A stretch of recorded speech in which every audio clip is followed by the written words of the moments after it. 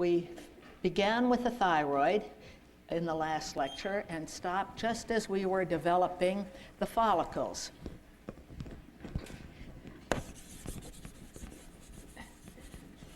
We said it was made up of follicles. And one way to look at a follicle is to think of a bunch of grapes. All those grapes would be individual follicles. But we're going to cut through them. So these represent follicles. And we'll see that they're lined with epithelium.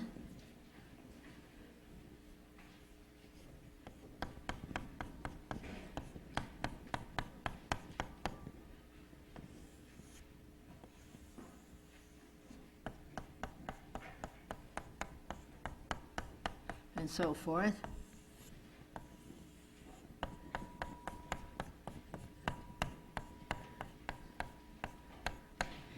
And some say this is cuboidal epithelium.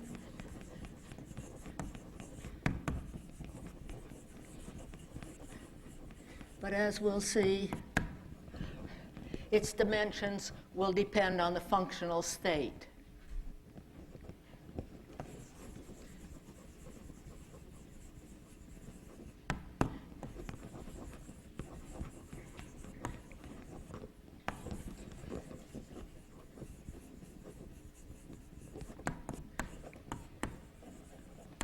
Sometimes it will be higher, sometimes it will be flatter. Now, the follicles are filled with what is called a colloid, which is a gelatinous substance.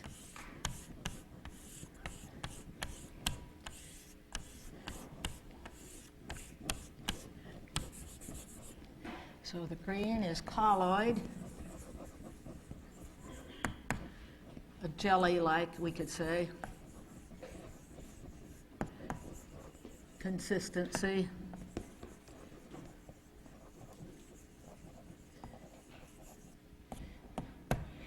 And it contains the storage form of the thyroid hormone. The storage form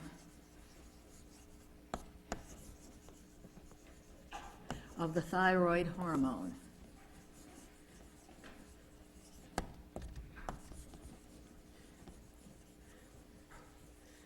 What's that called? Thyroglobulin. Thyroglobulin.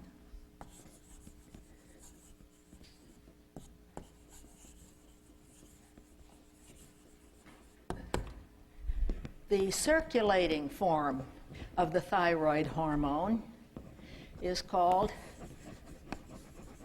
circulating form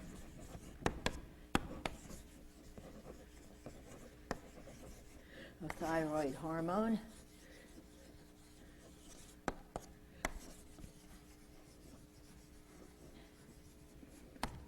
equals what? T3 triiodothyronine. Triiodothyronine.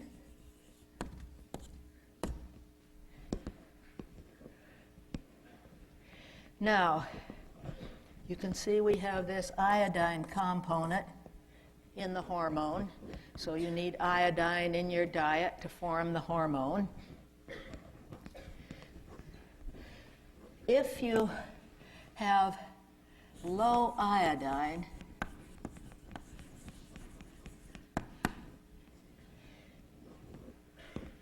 the hormone that is coming from the pituitary, from the anterior pituitary hormone,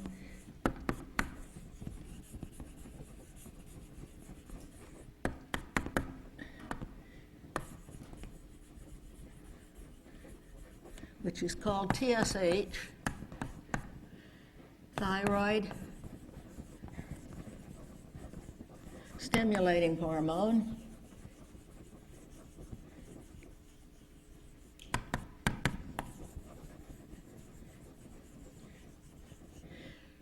acts on the follicles to produce the thyroid hormone.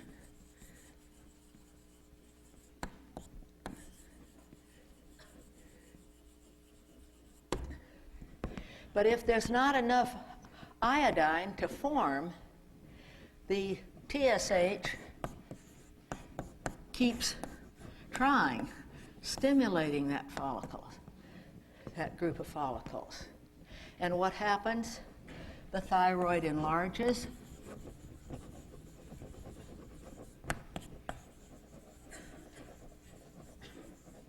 And we form the condition, what do we call the very, very large thyroid?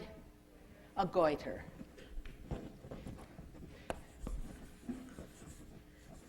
You don't see goiters on people who live close to the sea. They get their products from the sea and rich in iodine. Where would you might see those who don't get this? The foothills of the Himalayas. The women working in the fields there have huge necks with beautiful women. But they didn't even, the public health didn't even get in to get it there. Maybe now, but when I was there, they all had huge goiters. So now if you have an individual, let's ask the question first. What's the purpose of the thyroid hormone?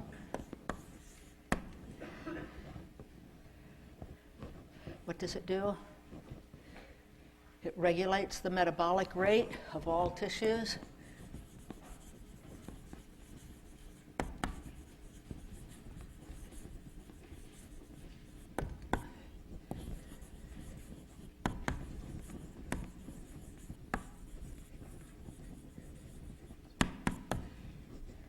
And it functions in the development of the nervous system. You need the thyroid hormone to develop a healthy nervous system.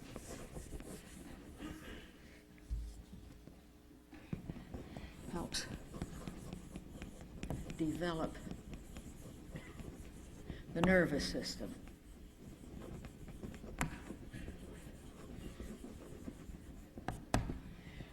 So there are some people who just don't have enough thyroid hormone.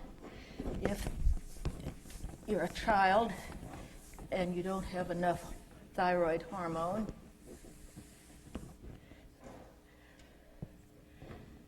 so hypothyroid,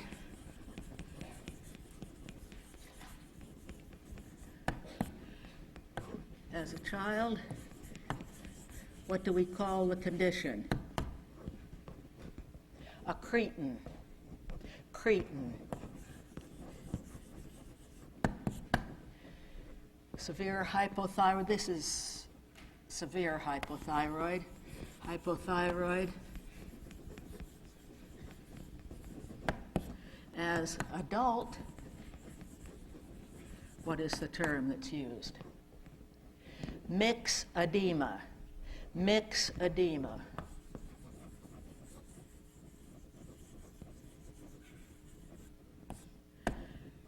And what are the symptoms? This would be then decreased mental and physical activity.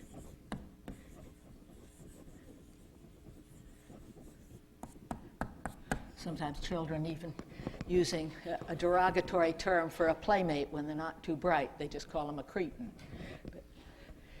But you recognize there's a reason because of the reduced thyroid activity. So let's see.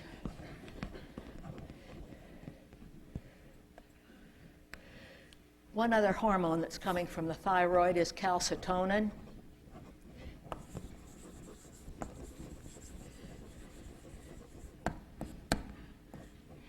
What does calcitonin do? It lowers calcium, blood calcium. Lowers blood calcium.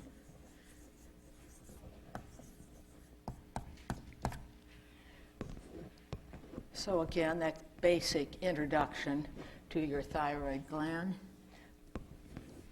Let's move on to our parathyroid.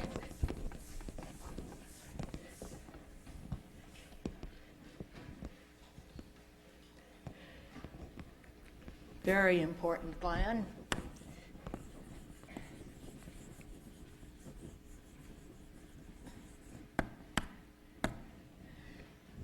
The parathormone we've studied.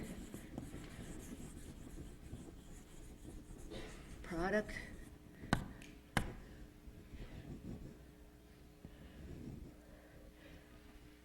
What does it do?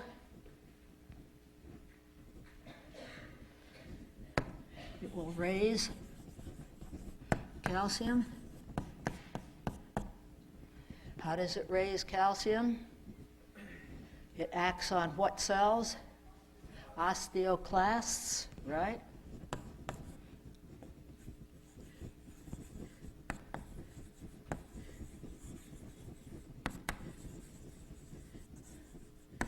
Which break down the bone.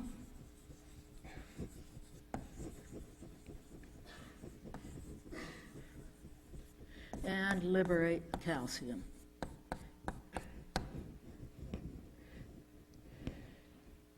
Parathormone is essential to life.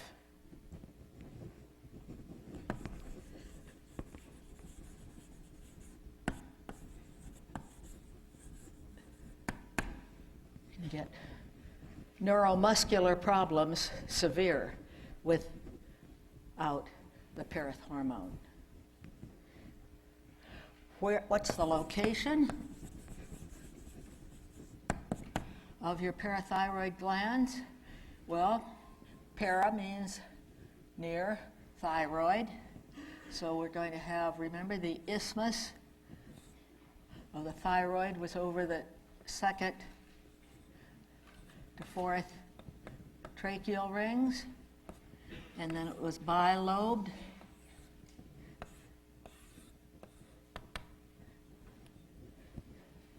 This is our thyroid gland.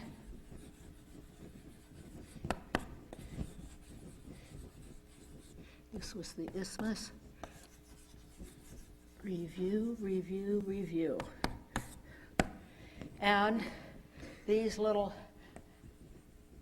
parathyroids, there are 4 of them usually, are on the posterior surface of the thyroid gland. That's why parathyroid. So in green, we've put in 4 parathyroid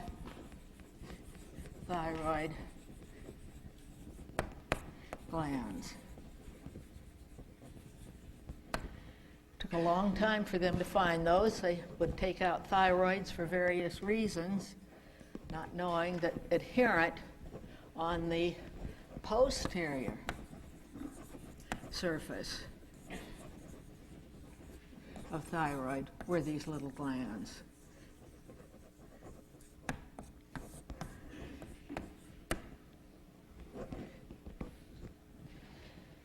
All right, let's move on to the next one.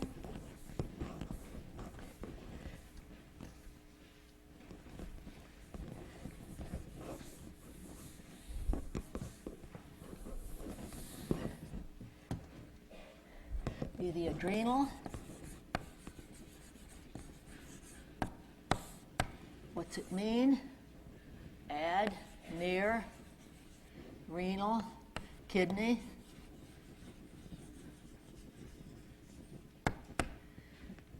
So we'll see. Whoops, sorry, a little big.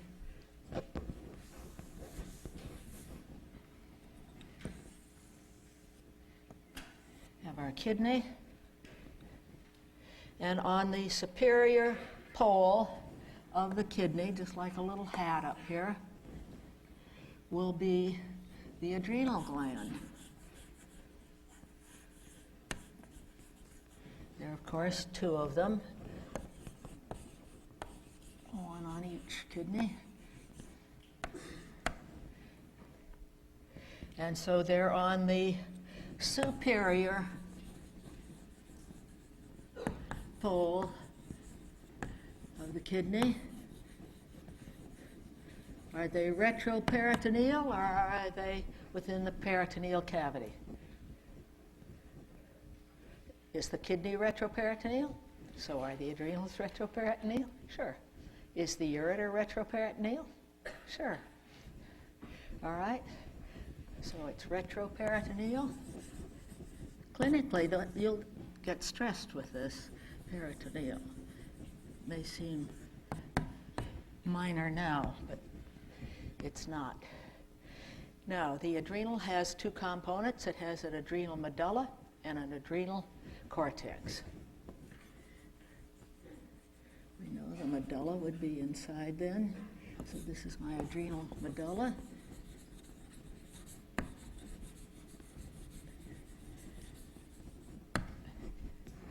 And most of the adrenal is the cortex.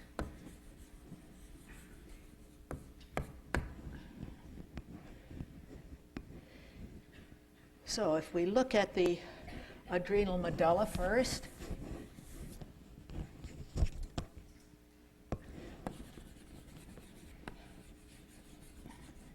it's of neural origin. Quick review, remember our nervous system was forming from a sheet of ectoderm.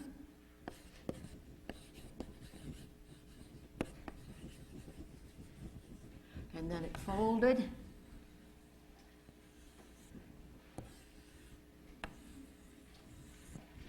Forming our neural groove.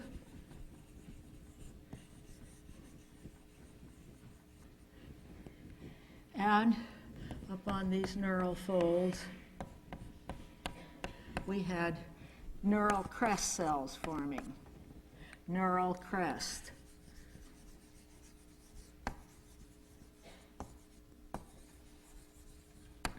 So as the differentiation continues, the neural groove drops down, forms our neural tube, and our neural crest cells are found here between surface ectoderm and our neural tube. What does a neural tube form?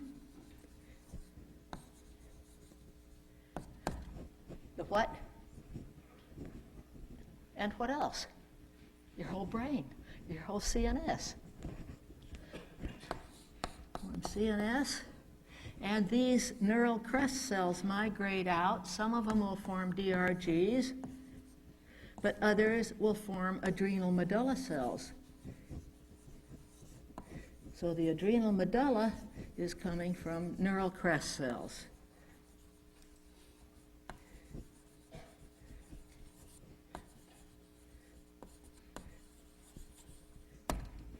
Now these cells which form the adrenal medulla will allow the cells then to form hormones in a category called catecholamines. So adrenal medulla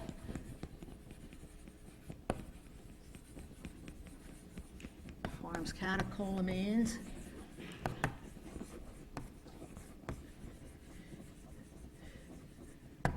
And these will include two hormones. Let's give epinephrine.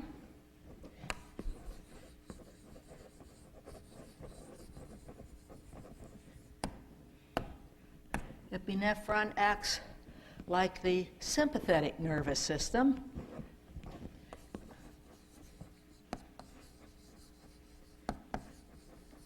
Sympathetic nervous system.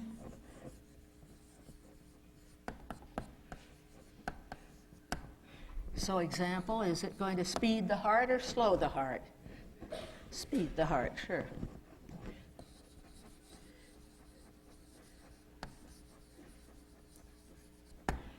And the other catecholamine is norepi or norepinephrine.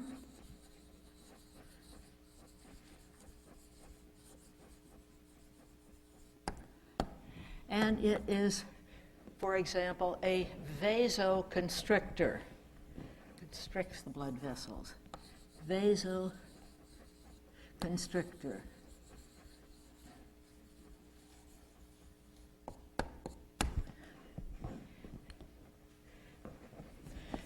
Now, the majority of the adrenal will be the adrenal cortex.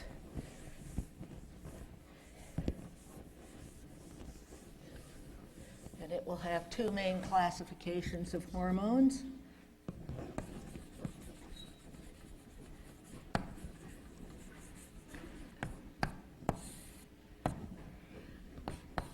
We'll have the glucocorticoids and the mineralocorticoids. Glucocorticoids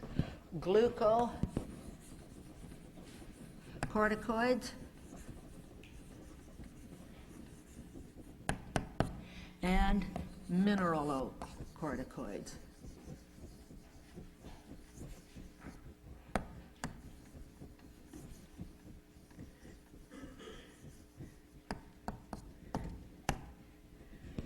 What are our glucocorticoids? Cortisol,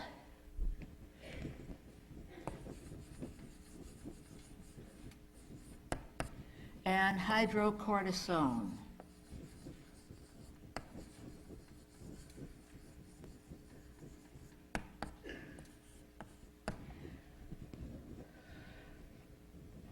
What are they doing for you?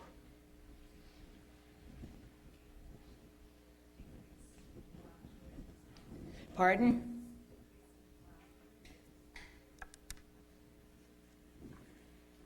I can hear some noises, but I can't hear specifically. They're released during stress, right? They affect every cell in the body.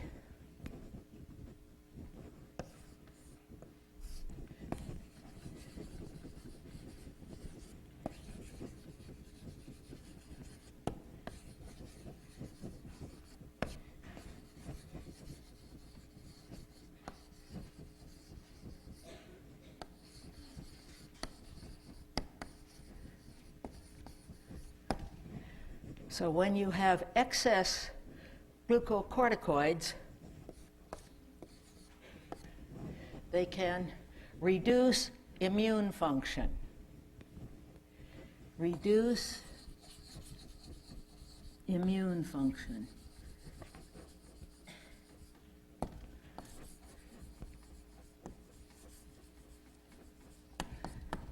But they also reduce cerebral cortical structure in excess.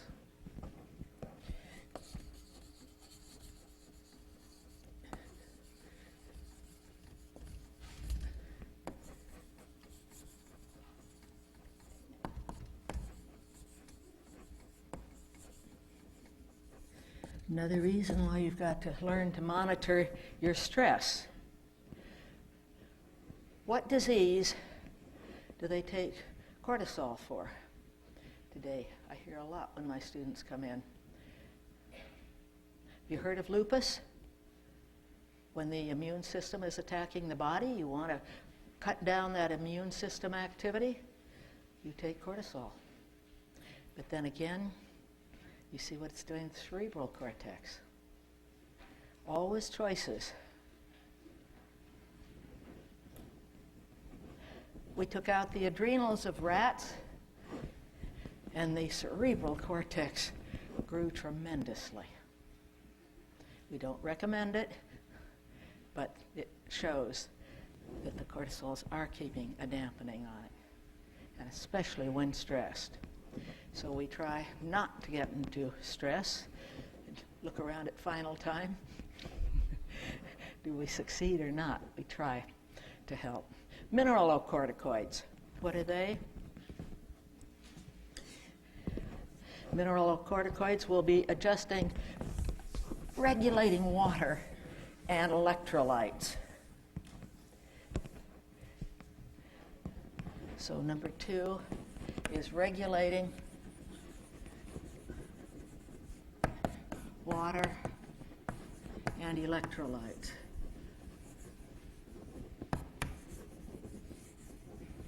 So what's the example of a mineralocorticoid that we've given you already? Aldosterone. Good for you. Example, aldosterone. Where does aldosterone act? Distal convoluted tubule, right. And what's it doing then? Increasing water and sodium. Right, electrolyte. Increases water and electrolytes. And in this case, it will be sodium. All right, so your adrenal cortex and adrenal medulla have very different functions, but they're put together into one single gland. What diseases are there of the adrenal cortex? Addison's disease and Cushing's disease.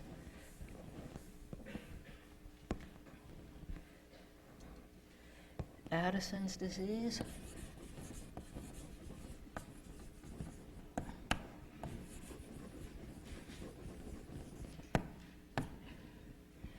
which will be hypofunction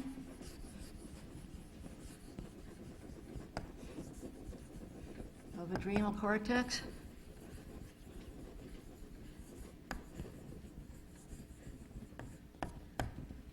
Low blood pressure, frequently pigmented skin,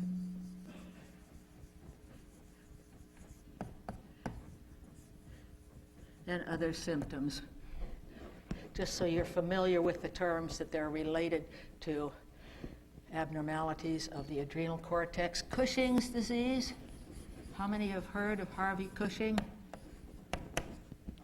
Anybody? Different era. He was a great neurosurgeon. Everybody in medicine had heard of him 50 years ago. Cushing's disease is hyperfunction.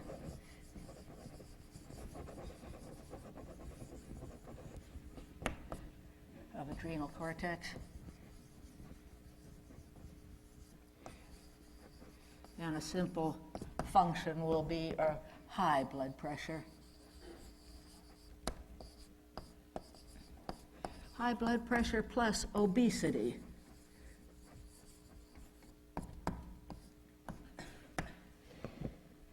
So when you learn your endocrine glands, you learn normal function and then abnormal function, either hypo or hyper. Now we go on to the anterior pituitary. How many have had the endocrinology course here? Not many. I was just thinking, endocrinology is the whole semester, and here we try to get this across to you in an hour and a half. So let's look at the pituitary gland.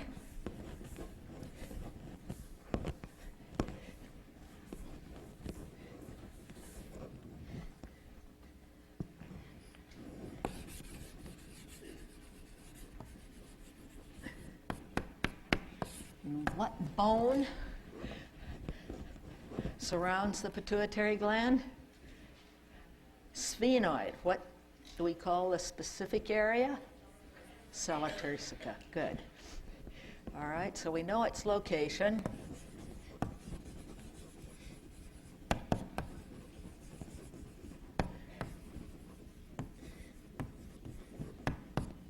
Turkey saddle. Now it has two components. We have a neurohypophysis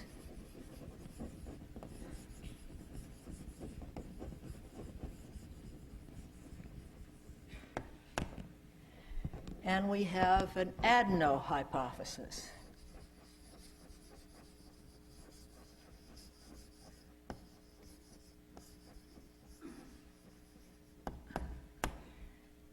The neurohypophysis is the posterior pituitary.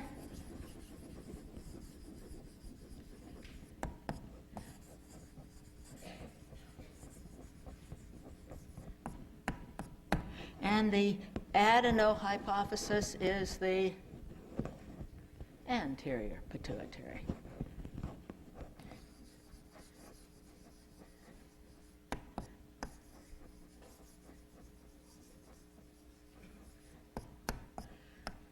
What does hypophysis mean?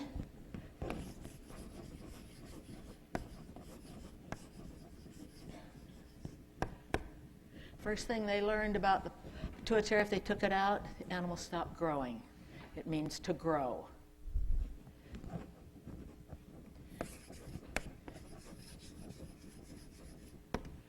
fact, the first work was done in Argentina. They took it out, but they encroached on the hypothalamus. You have your ventral medial nucleus of the hypothalamus. When you injure that, you get a fat rat. So as I said, the effect of taking out the pituitary is obesity. And then they realized mistakes. So you watch over history the refining of technology to find out the true function of an area. So the neurohypophysis, posterior pituitary, obviously has neural origin. It's coming from the floor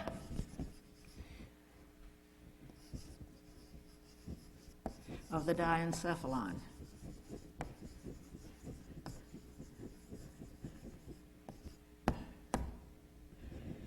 The adenohypophysis is coming from what's called the stomodeum, or we're just going to call it the roof of the mouth in the embryo. So very different origin. We'll just say roof of mouth.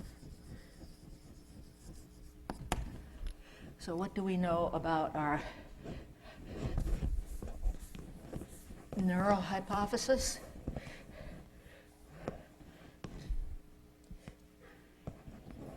The posterior pituitary. Hormones. We have two. One we've talked about it just recently. The antidiuretic hormone. Where's the antidiuretic hormone acting? Collecting duct. Good for you.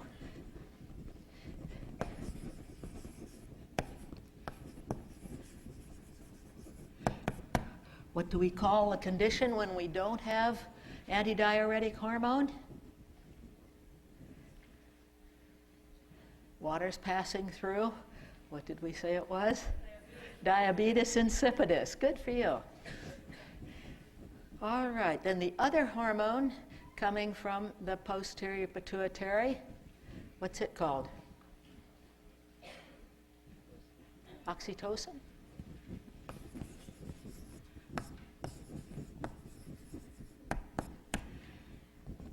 Where does oxytocin act? In the female, during birth, oxytocin acts on the uterus.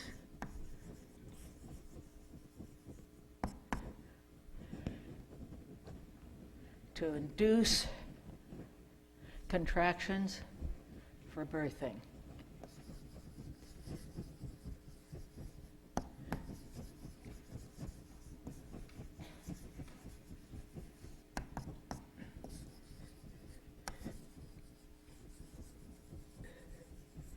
How many of you have watched a birth? A few. Mm-hmm. Did you find that the most thrilling experience in your life so far? Probably. Yes? All right. In the male, why does the male need oxytocin? Oxytocin acts on his vas deferens. We'll study the male reproductive system like we'll study the female soon, but I'm just going to put it in here to complete. It acts on the smooth muscle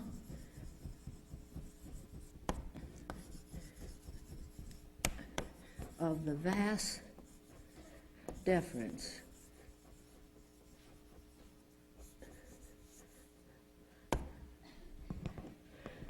So it gives strong contractions during ejaculation.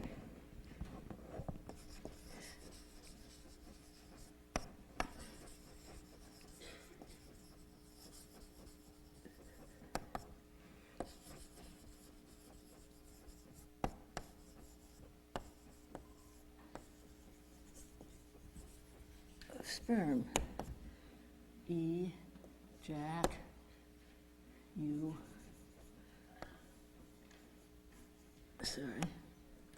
Lation. All right. Where are these two hormones produced? Are they produced in the posterior pituitary? No. Where are they produced? They're produced in the hypothalamus. They're just stored in the pituitary. Produced in the hypothalamus, stored in pituitary.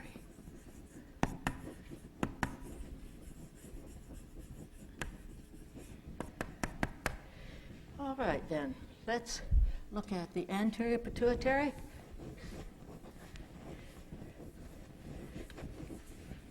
And we will look at 5 hormones here. Just a word about each.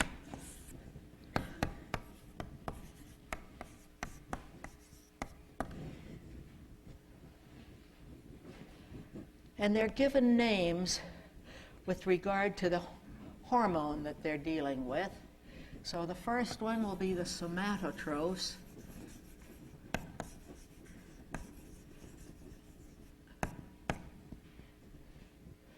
And 50% of the cells in the anterior pituitary deal with somatotrophs. And of somatotrophs, growth hormone, making the news a great deal lately. People have discovered it. Would you take growth hormone? Interesting to ask these questions and why or why not. Then we have corticotrophs.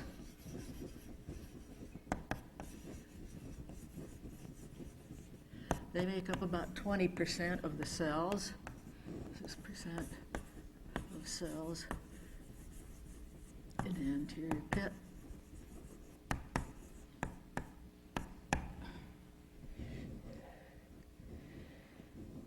Now, the corticotroph that's most used is ACTH. If you heard of ACTH, ACTH coming from the anterior pituitary. ACTH stands for adrenocorticotrophic hormone. Adrenocorticotrophic hormone. So where does ACTH act? So what's one hormone that it would liberate? Cortisol, aldosterone, we just listed them. Then we have gonadotrophs.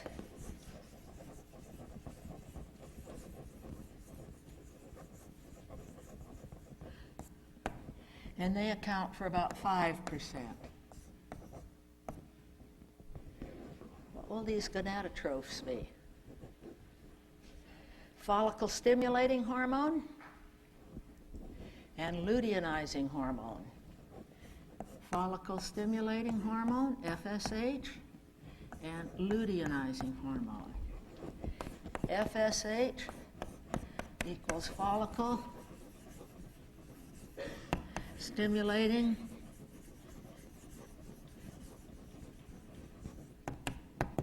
hormone. So what it's going to be acting on? The follicles of the ovary, sure.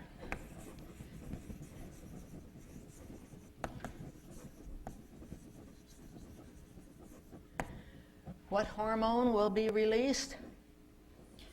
Estrogen. Somebody's had this.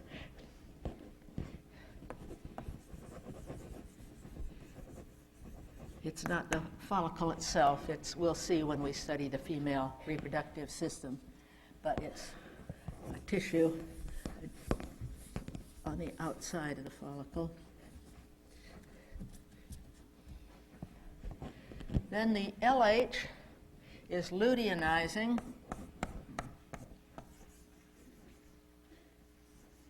Let's do that differently. That with that. Luteinizing hormone. So from its name, what's it acting on? Corpus luteum.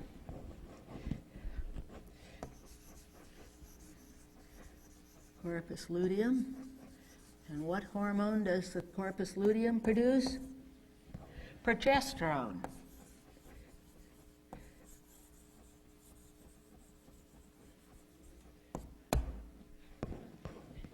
But this is all in the female.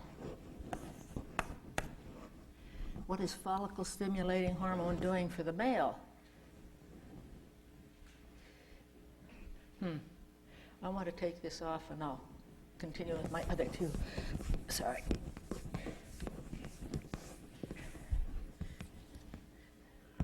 So FSH in male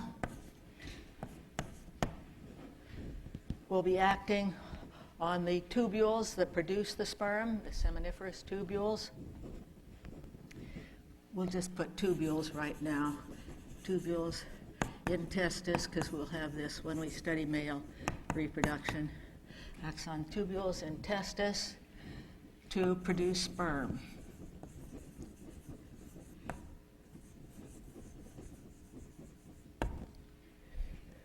What is luteinizing hormone doing in the male? The testis has cells called interstitial cells. It's acting on interstitial cells in testis. We'll see this with the male when we do the reproductive system. And what do those interstitial cells produce? Testosterone.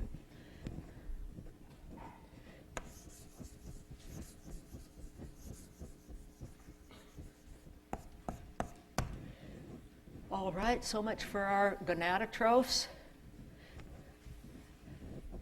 We have two more.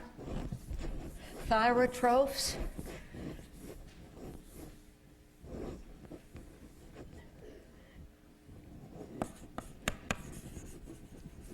Thyrotrophs. Now, who can put two and two together and tell me what the thyrotroph is? Thyroid stimulating hormone, sure.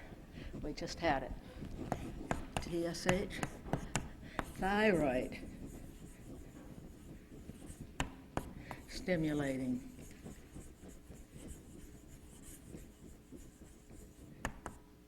hormone. And thyroid stimulating hormone is going to be producing what? T3, steps-wise. And that's for metabolic rate, right?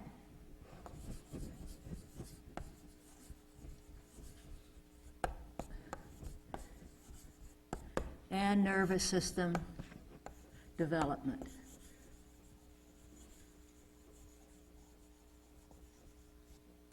Excuse me, that's development down there.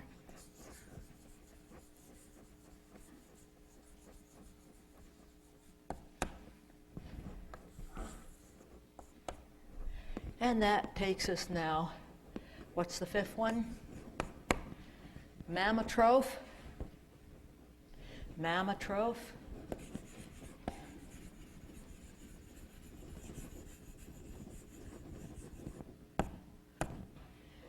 The mammotroph will be prolactin. Prolactin.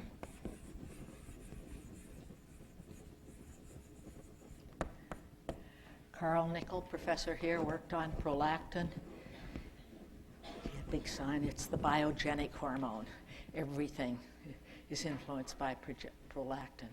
It's amazing how much action it has on our bodies. But primarily, it acts on the mammary gland to secrete milk.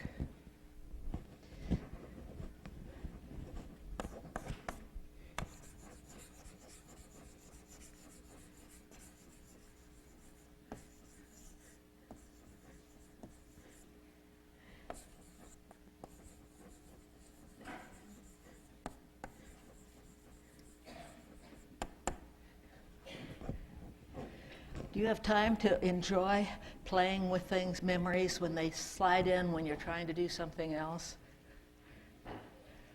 I remember when we first went to Harvard, we were playing a word game, and they were acting out things, what do they call it, charades?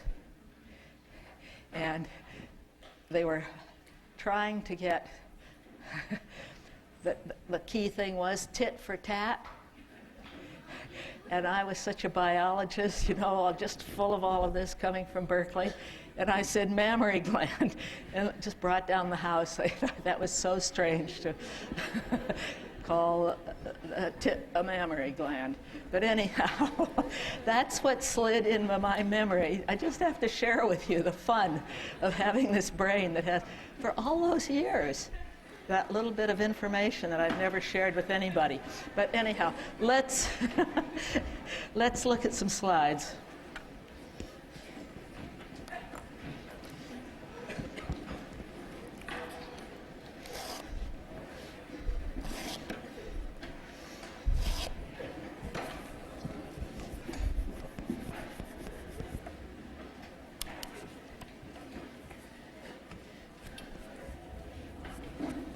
Oh, I should have put mammary glands were 20% and thyrotrophs were 5%. That'll give you your 100%. Somatotrophs were 50%, corticotrophs 20%, gonadotrophs 5%, thyrotrophs 5%, mammotrophs 20%. But it gives you an idea of the proportion of function of these hormones coming from that little anterior, which is no bigger than the size of a pea. And half of it's going to human growth hormone for your skeleton and your muscles. And the whole gonadotrophs are only 5% for their very important function for reproduction. Sort of an interesting proportion there. We only have a few slides with this section. Coming back, I think we are losing our batteries. You see that little tiny green dot? Not very well. Do we have another pointer? It's at the bottom of the DVD player. I see it. Okay, I'll put this one out so you'll pick it up. So it, you want it? I'll put it here. Thank you. There we go.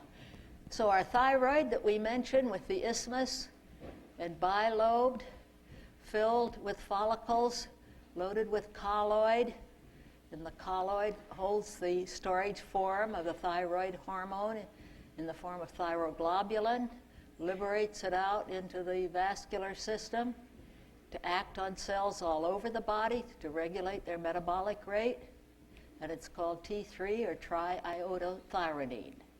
On the posterior surface of the thyroid, we have the parathyroids, 4 of them, essential to life to regulate your calcium. Don't underestimate the role of calcium in the body.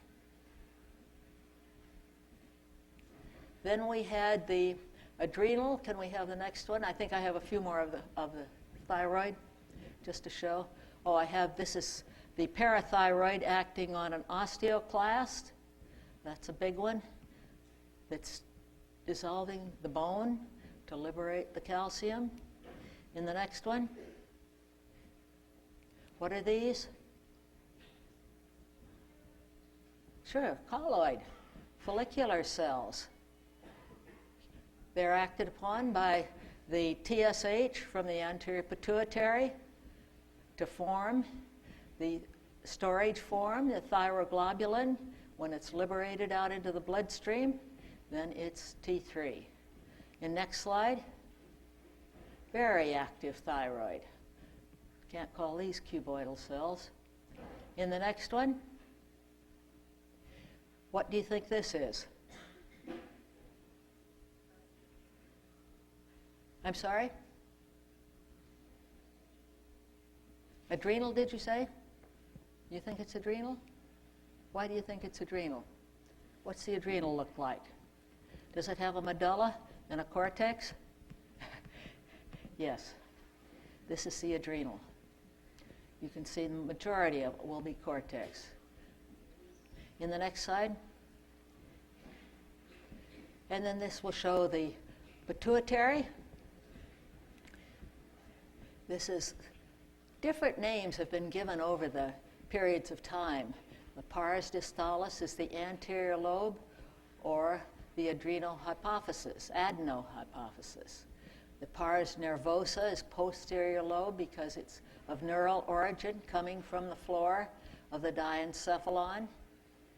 The anterior lobe has migrated up from the roof of the mouth. Some say the nasopharynx, but it's the general region of the most superior part of your digestive system. And then you can see how rich it is in veins and arteries, carrying hormones from the hypothalamus down to act on the anterior pituitary and posterior pituitary. Next one. Is that all? All right, that's it.